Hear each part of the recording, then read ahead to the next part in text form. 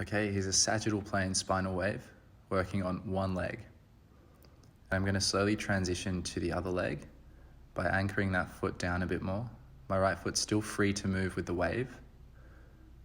And then I transition to 50-50. Then I start to get lighter now on my left foot. It's anchored, but it's light. And then I start to gradually allow it to travel and slide, heel and toe, because the wave finishes at the toes. We want to incorporate all of the chain.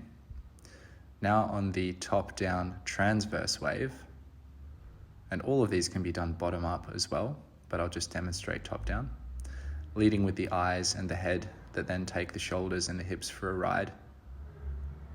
And I'm starting the head turn before the hips have finished their turn, ideally.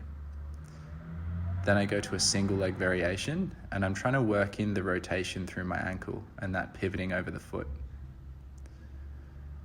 And this one becomes really challenging when we free that foot up completely and slide it. But first, we're doing the other leg, transitioning through 50-50, just like we did with sagittal. And here's where you want to start being aware of your axis. So if most of the weight is over your right foot, then you want to kind of keep your head and spine over that foot. And you'll see why that becomes so important now as things get more free. Now that I'm freeing up and rotating and gliding that leg, if I don't keep my head over the axis of my base, which is my left foot, it gets so chaotic. Here's the right leg, attempting the same thing. Very challenging because looking around, you don't have a fixed reference point in space. Everything is moving and you just have to feel your balance while rotating.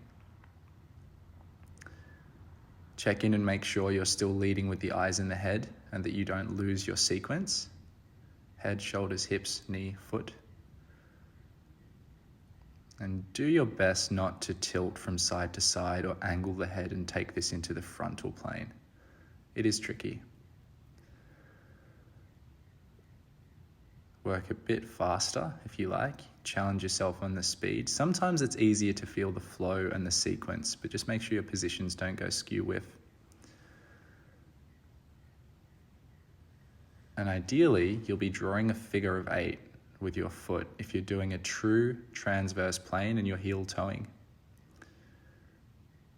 And it's easier if I don't turn the head. See, now I'm not turning the head as much, just a little bit of a look around. So much easier when you go the full turn, very hard.